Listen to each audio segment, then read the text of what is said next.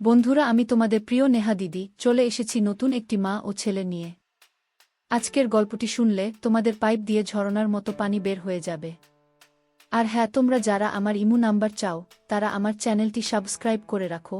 পরবর্তী গল্পে আমি আমার ইমো নাম্বার তোমাদেরকে দিব এবং তোমরা সবাই আমার সাথে ভিডিও কলে কথা বলতে পারবে। তাহলে চলো আজকের গল্পটি শুরু করি। আমার স্বামী টিটু ঘর জামাই থাকতো আমাদের বাড়িতে, কিন্তু সে ছিল অকর্মা, কোনো কাজ করতে পারত না। কিন্তু তাকে আমি অনেক পছন্দ করতাম, তাই বিয়ে করে ফেলি।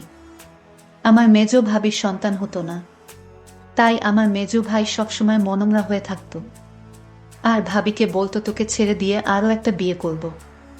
কিন্তু হঠাৎ একদিন রাতে লক্ষ্য করলাম আমার স্বামী টিটু মেজ ভাবির ঘর থেকে বের হচ্ছে। তার কিছুদিন পর ভাবি মহতে যাচ্ছে। আমি তা শুনে আমার মাথা ঘুরে গেল। তাহলে কি আমার স্বামী ভাবিকে? তাহলে মূল ঘটনাটা খুলে বলি। মাঝরাতে পানি খেতে উঠে নিজের স্বামীকে মেজ ভাবির ঘর থেকে বের হতে দেখে চমকে উঠল দিবারা। মেজ ভাইয়া 4 দিন হলো ঢাকায়, এখন ভাবি একা ঘরে। আমার স্বামী এত রাতে মেজ ভাবির ঘরে কি করতে গিয়েছিল সেটা জানার জন্য আমার মাথায় ঘুরপাক খাচ্ছে। এই ঘরের দিকে স্বামীকে আসতে দেখেই দরজা ভিজিয়ে দিয়ে বিছানায় উঠে ঘুমানোর অভিনয় করল দিবারা। তার স্বামী দরজা ঠেলে সন্তর্পণে হেঁটে এসে বিছানায় তার পাশে শুয়ে পড়ল। দিবারা এই বাড়ির মেয়ে, তার স্বামী ঘর জামাই। দিবারা জানে কোনো রকম অপরাধ করলে তাকে সহ তার স্বামীকে এই বাড়ি থেকে বের করে দিবে ভাইয়েরা, তাই এই ব্যাপারে আর কোনো কথা বলে না দিবারা। পরের দিন সারাদিন মুখ কালো করে রাখলেও তার স্বামী টিটুকে এই বিষয়ে কিছুই জিজ্ঞেস করে না সে। তারপরের রাতে দিবারা আর কিছুতেই ঘুমাতে পারে না। তার বিশ্বাস তার মেজ ভাই যতদিন শহরে আছে প্রতি রাতেই বোধহয় তার স্বামী মেজ ভাবির ঘরে গেছে। কিন্তু ঘরে গিয়ে কি করলো এটা তো আমি দেখি নাই, শুধু দেখতাম মেজ ভাবির ঘরে যেত। কেন যেত দিবারার মনে সন্দেহের সৃষ্টি হলো। তার বিশ্বাসকে সত্যি প্রমাণিত করতেই যেন ধীরে ধীরে টিটু দিবারার পাশ থেকে গড়িয়ে মেঝেতে নামল। এরপর পা টিপে টিপে ঘরের দরজা খুলে বাইরে চলে গেল। রাত এখন কয়টা হবে? 1টা, 2টা। টিটু কোনো কাজ না জোগাড় করতে পারায় ভাইদের উপর নির্ভর করেই বেঁচে আছে তারা দুজন। দিবারা টিটুর এই অর্থ উপার্জনের অক্ষমতাটাই পুষিয়ে দেয়, সারাদিন গাধার মতো বাড়ির কাজ করে। সারাদিন কাজ করায় শরীর এতই ক্লান্ত হয় যে সারা রাত মরার মতো ঘুমায় দিবারা। কয়বার টিটু তাপ্পড় দিয়েও দিবারার ঘুম ভাঙাতে পারেনি। তাই রাতে যে দিবারা জেগে থাকতে পারে এমন কোনো ভয় তার ছিল না বলা যায়। আর এই সুযোগে মেজ ভাবির ঘরে যেত। কিন্তু কেন যেত তা আমি কিছুই জানতাম না। পরদিন রাতে দিবারা ঘুমায়নি। সে রাতে জেগেছিল তার স্বামী কি করে তা জানতে। তখনই দেখল দিবারার স্বামী বিছানা থেকে ধীরে ধীরে উঠে গেল। ঘর থেকে বের হয়ে মেজ ভাবির ঘরে গেল। কিছুক্ষণ পর মেজ ভাবির ঘর থেকে চিৎকার শোনা যাচ্ছে। মনে হচ্ছে ভাবির এক অন্যরকম চিৎকার। আমি ভাবতে থাকলাম কি হতে যাচ্ছে এখানে। আমি কিছুটা আন্দাজ করতে পারলাম না আসলে ওই ঘরে কি হচ্ছে। টিটু চলে যেতেই বালিশে মুখ গুজে ফুপিয়ে কেঁদে উঠল দিবারা। সে তার স্বামীকে কত ভালোবাসে, সে কিনা করে সারাদিন তার জন্য, আর সে কিনা তার সাথে বিশ্বাসঘাতকতা করতে পারে। দিবারা ভাবল ওই ভাবির ঘরে কেন আমার স্বামী টিটু যায়, এটা আমার যে করে হোক জানতে হবে। পরের 2 রাত অনেক চেষ্টা করেও জেগে থাকতে পারল না দিবারা। সারাদিনের কাজের ধকলে এতই ক্লান্ত থাকত যে মাঝরাত পর্যন্ত বিছানায় শুয়ে জেগে থাকা তার পক্ষে অসম্ভব ছিল। তারপরে যখন মেজো ভাই চলে এলো তখন থেকে দিবারা কিছুটা নিশ্চিন্ত হলো। তারও কয়েকদিন পর এক রাতে গভীর ঘুমে ঘুমিয়ে রয়েছে দিবারা। অনেক ধাক্কাধাক্কি করে তাকে উঠালো তার স্বামী টিটু। ঘুম জড়ানো ক্লান্ত কণ্ঠে দিবারা বলল, কি হয়েছে? এত রাইতে ডাকেন কেন? লাইটটা একটু জ্বালাও তো। সারাদিন কাম কইরা কুল পাই না। উনি আছেন তার চিন্তায়, এখন ঘুমান। এই বাড়ির সবচেয়ে অবস্থাপন্ন বলা যায় মেজু ভাই শহীদকে। তার স্ত্রীও অবস্থাসম্পন্ন ঘরের মেয়ে। শহীদ মিয়ার বড় চালের আড়তের ব্যবসা। গ্রামের দিকে হলেও শহীদের ঘরটা দেখার মতো। ইট সিমেন্টের দেয়াল আর টিনের দোচালা। তার ডান পাশে 2টো ইটের তৈরি ছাপড়া ঘরে থাকে ছোট ভাই বাদল আর বড় ভাই জলিল। তাদের 2টো ঘরের মুখোমুখি উঠান পেরিয়ে একটা টিন আর বাঁশের তৈরি ঘর। এখানেই দিবারা আর টিটুর সংসার। দিবারা খুব চিকন আর কালো হওয়াতে বাবা মায়ের মৃত্যুর পর 3 ভাই অনেক খুঁজেও কোনো পাত্র পায় না। শেষমেশ এক ভব ঘুরে ভাদাইমা গোছের এই টিটুকে ঘর জামাই হিসেবে আনে। ভেবেছিল টুকটাক কিছু কাজে তাকে লাগাবে, কিন্তু সে পুরোই অকর্মা। সেই দিনের প্রায় 1 মাস পর বাড়িতে বিরাট উৎসবের মতো আয়োজন হলো। দিবারার ছোট ভাইয়ের 2টা আর বড় ভাইয়ের 3টা সন্তান হলেও মেজ ভাই বিয়ের 4 বছর পরেও সন্তানের মুখ দেখতে পারেননি। মেজ ভাই আরেকটা বিয়ে করবেন কিনা এটা নিয়ে চিন্তা ভাবনা করছিলেন। যে স্ত্রী তাকে সন্তানের মুখ দেখাতে পারবে, মেজ বউকে তাহলে এই বাড়ি ছেড়ে চলে যেতে হতো। ঠিক এই সময়েই আনন্দ সংবাদটা পেল সবাই। মেজ বৌমা হতে চলেছে। মেজ ভাইয়া আর ভাবির আনন্দ দেখে কে। এই উপলক্ষেই এই উৎসব আয়োজন। দিবারা যখন আনন্দের সাথে টিটুকে এই খবরটা দিল তখন সে সামান্য একটু মুচকি হেসে বলল, ভালোই তো। শুনছিলাম কোনো ফকিরের কাছ থেকে পানি পড়া নিচ্ছে। ফকিরটা কামেল। সেও কি যাবে নাকি সেই ফকিরের কাছে? কোথায় থাকে সে? যেখানেই থাকুক, তুমি যাবে কি না সেটা বলো। দিবারা বলল, আমার দরকার নাই। আমি সবই বুঝি। তুমি ভাবিরে ফকিরের কাছ থেকে পানি পড়া এনে দাও, এটা তোমার বানানো কথা। এটা আমি বিশ্বাস করি না। দিবারা আরো বলল, আমি একদিন তোমার এই রহস্য খুঁজে বের করব। আর যেদিন তুমি ধরা পড়বে সেদিন বুঝতে পারবে তোমার কি অবস্থা হয়। টিটু তখন বলেছিল, তুমি আমারে বিশ্বাস করো না। দিবারা বলল, করি, কিন্তু তুমি তোমার প্রতি আমার বিশ্বাস দিন দিন উঠে যাচ্ছে। যতদিন পর্যন্ত আমি জানতে না পারবো তুমি মেজ ভাবির ঘরে কেন যাও, ততদিন পর্যন্ত তোমার প্রতি আমার আর বিশ্বাস হবে আর হবে না। দিবারা এই কথা বলে ঘুমাতে গেল। তার স্বামী টিটু তার সাথে শোয়া ছিল, কিন্তু হঠাৎ করেই দেখল তার স্বামী বিছানায় নাই। তখন দিবারা চিন্তা পড়ে গেল, আজও চলে গেল। ভাবির রুম থেকে এক প্রকার চিৎকার আসতে শুরু করলো। আমি কিছুই বুঝতে পারলাম না এটা কিসের চিৎকার। মনে হচ্ছে মেয়েলি কণ্ঠ। প্রায় 1 ঘন্টা পর দিবারা দেখতে পেল মেজ ভাবির রুম থেকে বের হতে। দিবারার মনে দিন দিন সন্দেহ বাড়তে লাগলো। তারপর দিবারা ভাবল, একদিন আমি জানালা দিয়ে দেখব তারা কি করে। দিবারার স্বামী দিন দিন দিবারার প্রতি কমে যাচ্ছে। কিন্তু আজ 2 দিন যাবৎ দিবারার স্বামী মেজ ভাবির রুমে যাচ্ছে না, সেটা লক্ষ্য করল দিবারা। দিবারা তার স্বামী টিটুকে জিজ্ঞেস করল, কই, আজকাল তো তোমায় আর দেখি না ভাবির রুমে যেতে। তার স্বামী টিটু তাকে একটা তাপ্পর মেয়ে বলল, তোমার বাবার বাড়ি থাকি বলে তুমি কি আমায় যা বলবে তাই মনে করবে? সবকিছুর ভিতর শুধু কি তোমার অধিকার আছে, আমার নেই? এর মধ্যে হঠাৎ খবর আসলো মেজ ভাবি মা হতে চলেছে। দিবারা সেটা শুনে থমকে গেল, কারণ মেজ ভাবির স্বামী মানে আমার মেজ ভাইয়ার তো সমস্যা ছিল।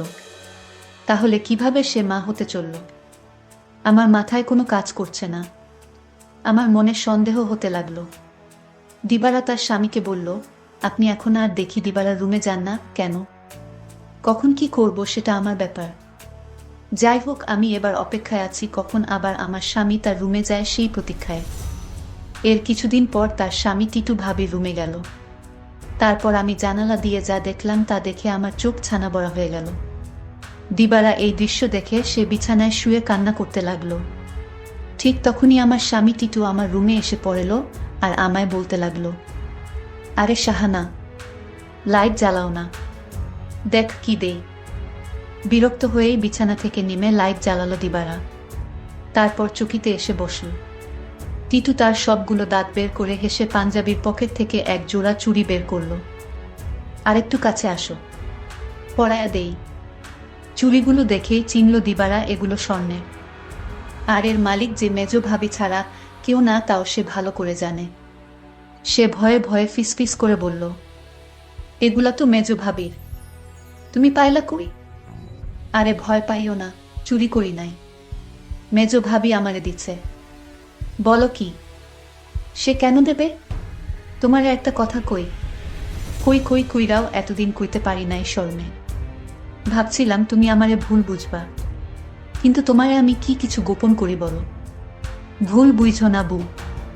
মেজ ভাই এইবার ঢাকায় যাওয়ার পর কয়রাত আমি মেজ ভাবির ঘরে গেছিলাম। টিটু আবার বলল, মেজ ভাই ঢাকা যাওয়ার পরে মেজ ভাবির কয় রাত খুব জ্বর হয়েছিল, কিন্তু তার যত্ন করার মতো কেউ ছিল না। তাই ভাবি কইল, দেখ টিটু, তোরে আমি ভাইয়ের মতোই দেখি। আমার সারাদিন ভালো লাগে, খালি একটু দুর্বলতা থাকে, কিন্তু রাত হইলেই জ্বর বাড়ে। তুই কি রাইতে আইসা আমার মাথায় একটু পানি ঢালতে পারবি? দিবারা অবাক হয়ে বলল, আমারে কইতে পারত। ছোট ভাবি, বড় ভাবি আছে, তোমারে কইল কেন? আমারে সারাদিনে জ্বরের কথা একবারও কইল না। টিটু মুখটাকে মলিন করে বলল, দেখলা, সব আমার কপালের দোষ। আমি জানতাম তুমি আমারে সন্দেহ করবা। আমি কি আর মাইনসে বিশ্বাস পাওয়ার যোগ্য? দিবারা এবার কাঁদো কাঁদো হয়ে বলল, না গো, আমি ওইটা বলি নাই। আমি তোমারে বিশ্বাস করুম না তো কারে করুম কৌ? তুমি ছাড়া আমার আর কেরা আছে? তুমি আমারে ঠকাই বা ফিরিসতা আইসা কইলেও বিশ্বাস করুম না। এই না হইলে আমার বউ। শুনো, ভাবিরে কইলাম দিবারারে পাঠায়া দিবনে। ভাবি কইল, আহা, বেচারি সংসারটার লাইগা কাজ কইরা সারাদিন মরতাছে, তারে আবার রাইতে ত্যাক্ত করা কেন? দিবারা জানে যে আমি তোমারে ভাই মানি। তুমিই আইসো, দিবারা কিছুই মনে করবে না জানলেও। ওর মন এত নষ্ট না। তবুও আমি তোমারে কিছু কই নাই ডরে। তাছাড়া বুঝি তো পরের বাড়িতে থাকি, বেশি তর্ক মানায় না। এই জন্যই আমি তোমার ভাবির রুমে গেলাম চুপি চুপি। কারণ রাতে তোমার ভাবির মাথায় পানি না দিলে কি তখন জ্বর ছাড়ত? আমি যদি ভাবির পাশে না থাকতাম আর মাথায় পানি না দিতাম, তাহলে জ্বরে মইরা যাইত। এতদিনে ভাবিকে কবরস্থানে রেখে আসতে হতো। দিবারা তখন বলল, সবই বুঝলাম, কিন্তু একটা বিষয় আমার মাথায় ঢুকছে না। টিটু বলল, কি কথা তোমার মাথায় ঢুকছে না, আমারে বলো। দিবারা তখন বলল, আমার মেজু ভাইয়ের সমস্যা ছিল, কিন্তু সে কিভাবে মা হতে চলেছে। আর ভাবির ঘর থেকে কিসের আওয়াজ আসতো। টিটু তখন বলল, তুমি দেখি আবার আমাকে সন্দেহ করতেছ। এই সন্দেহটা তোমাকে দূর করে দেই। তোমার মেজ ভাবি একদিন আমায় বলল, আমার সংসারটা মনে হয় টিকবে না। আমি বলেছিলাম, কেন টিকবে না? কারণ আমার কোনো সন্তান নেই, তাই স্বামী আরেকটা বিয়ে করতে পারে বলে আমায় বলল। আর তখনই আমি বলেছিলাম, তোমার ভাবিকে শোনো, তুমি কিছু চিন্তা করো না, আমি সব ব্যবস্থা করতেছি। আমি তখন এক ফকির বাবার কাছে গেলাম, ভাবির সমস্যাগুলো খুলে বললাম। ফকির বাবা বলল, আমি তোমায় এক গ্লাস পানি পড়া দিব, সেটা 2-3 ফুটা করে সপ্তাহখানে খেতে হবে। তাও নিজ হাতে খেলে হবে না, তার স্বামী তাকে কাওয়াই দিতে হবে। তখন তো বড় ভাই বাড়িতে ছিল না। আমি কোনো উপায় না পেয়ে এক গ্লাস পানি পড়া নিয়ে আসলাম। আর এই ফকির বাবার পানি পড়া খেয়ে আল্লাহর রহমতে সে সন্তান লাভ করেছে, বুঝলে এবার দিবারা। আর তোমার ভাবির ঘর থেকে যে শব্দ আসতো সেটা ছিল LED শব্দ। তুমি তো শুধু শুধু আমায় সন্দেহ করতে। দিবারার চোখ ভিজে উঠে। আহা, তার এই স্বামীকে আর ভাবিকেই নাকি সে ভুল বুঝেছে। কি বাজে চিন্তাই না করেছে সেই রাতে তার স্বামীকে ভাবির ঘর থেকে বের হতে দেখে। সে সিদ্ধান্ত নেয় তার সহজ সরল এই স্বামীকে আর কোনোদিন সন্দেহ করবে না সে। টিটু বলল, আমি সেবা যত্ন করাতেই তো ভাবি সুস্থ হইয়া গেল, তাই তো খুশি হইয়া দিল এই চুরি জোড়া, কইল দিবারারে দিও। তবে দিনের বেলা এটা পইর না, সাহানা। বুঝি তো পরের ঘরে থাকি, 5 লোকে 5 কথা কইল। দিবারা তখন কেঁদে কেঁদে বলল, আমি তোমাকে অনেক কষ্ট দিয়েছি, তোমাকে অযথা সন্দেহ করেছি, আসলে তুমি নিষ্পাপ। দিবারা বলল, তুমি মেজ ভাবির ঘরে গিয়ে মেজ ভাবিকে মায়ের মতো যত্ন করে সুস্থ করে তুলেছে, এরকম স্বামী এখনকার যুগে পাওয়া বড় কঠিন। দিবারা বলল, আমায় ক্ষমা করে দিও তুমি। তুমি ক্ষমা না করলে আল্লাহ আমাকে ক্ষমা করবে না। টিটু তখন হেসে বলল, আমি তোমাকে ক্ষমা করে দিয়েছি। বন্ধুরা, আজকের গল্পটি কেমন লাগলো তা অবশ্যই কমেন্ট করে জানাবেন, আর এরকম নতুন নতুন ভিডিও পেতে আমার চ্যানেলটিকে সাবস্ক্রাইব করে পাশে থাকবেন। ধন্যবাদ।